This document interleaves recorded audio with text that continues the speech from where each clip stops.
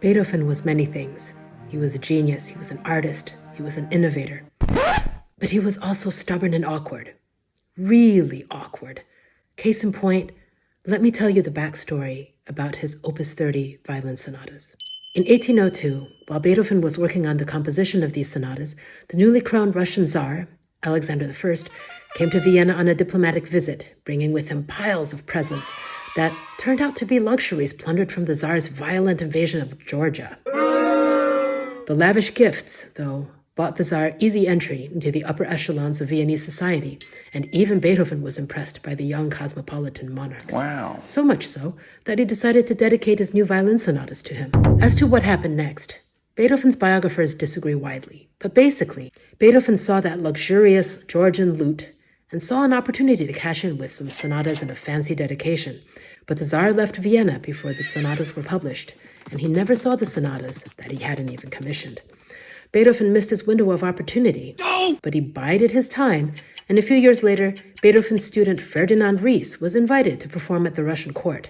Beethoven tasked him with chasing down the Tsar to get payment for the sonatas, but much to Beethoven's annoyance, Ries came back empty-handed.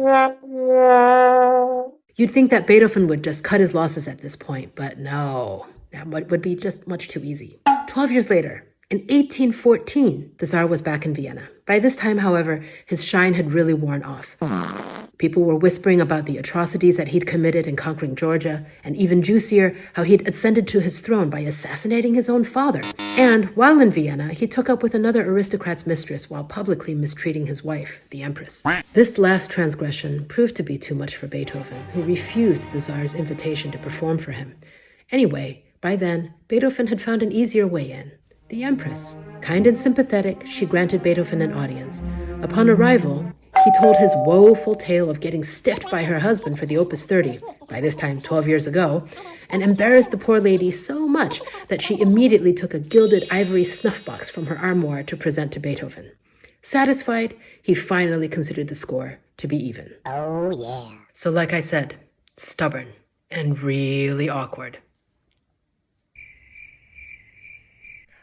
These stories and more in our 3-CD set of the complete Violin Sonatas.